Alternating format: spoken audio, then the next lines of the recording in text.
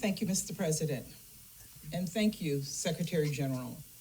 Thank you for your strong stance and your powerful remarks today at the General Assembly and for your remarks tonight.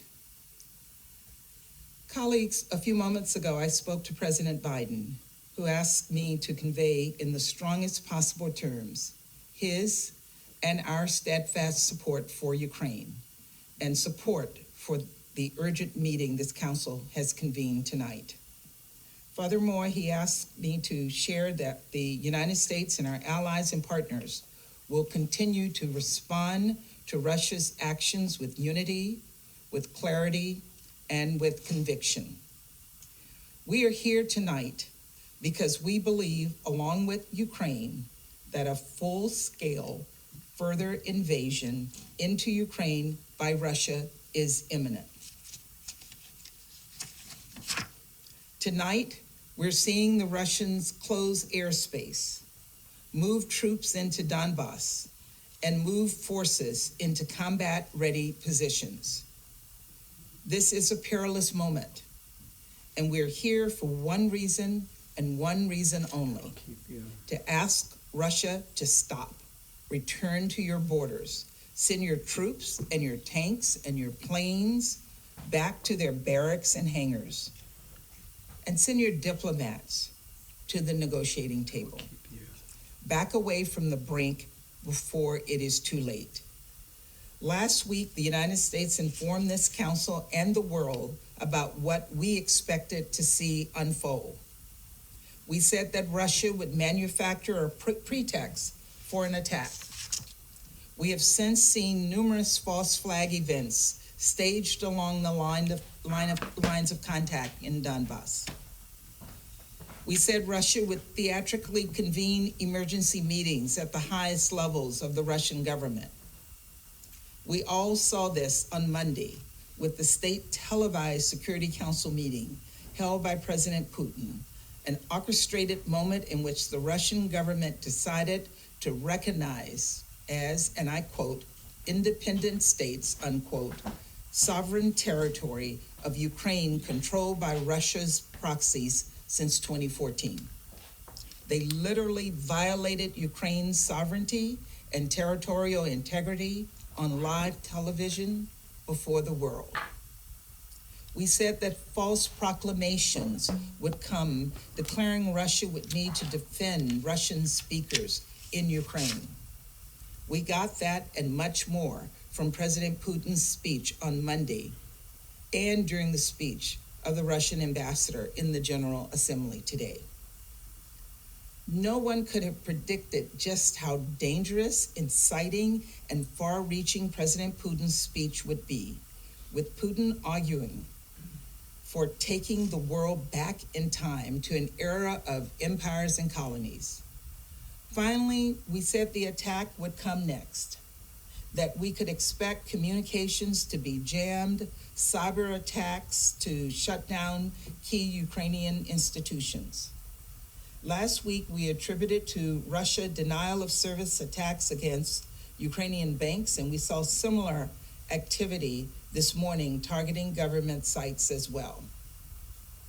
And in the last few hours, we have received very concerning reports of destructive malware placed on hundreds of computers and executed on at least some. After that, we said would come the bombs and missiles, the soldiers and the tanks. Already soldiers have been deployed to the occupied region of Ukraine. Ladies and gentlemen, we are here tonight because we believe the rest is imminent. Now, over the past few weeks, Russia has called our predictions hysterical. Russia said we were lying. Russia said we were supplying the world with misinformation. Russia's diplomats even laughed in the face of the human suffering we were sounding the alarm about. But what we said would happen has come to pass for all the world to see. So let us be clear. All parties are not culpable here. There's no middle ground. Calling for both sides to de-escalate only gives Russia a pass. Russia is the aggressor here. Russia's attack on Ukraine is tantamount to an attack on the UN and every member state in the chamber tonight. The Security Council is charged with adjudicating threats to peace and security. Russia is bypassing it entirely and taking matters into its own hands. And that undermines the institution. It undermines everyone who participates in it. The United States, Ukraine, its allies and partners across Europe, UN officials, every other member of the Security Council, we have all repeatedly implored Russia to engage at the diplomatic table. Those calls were not heard. Instead, tonight, Russia has brought its people, the Ukrainian people, and the world to the brink of a conflict that will produce an untold amount of human suffering. I said it in the General Assembly this morning, and I'll say it again tonight. Everyday Russians should be asking themselves right now, how many Russian lives Putin will sacrifice for his cynical ambitions.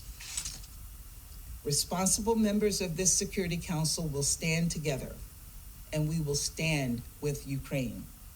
And we will do so despite a reckless, irresponsible, permanent member of the Security Council abusing its powers to attack its neighbor and subvert the UN and our international system. This morning in the General Assembly, we saw dozens of leaders from across the globe stand up to defend the UN Charter and Ukraine against Russia's brazen attacks. We were proud to stand with them. Today, I had the opportunity to meet with Ukrainian Foreign Minister Kuleba.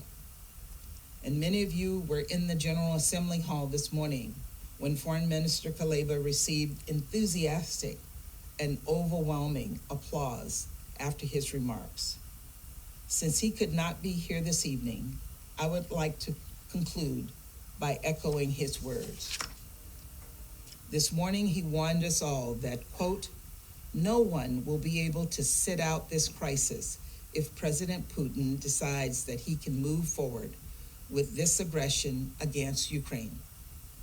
Your governments and your people will face painful consequences together with our government and our people, unquote.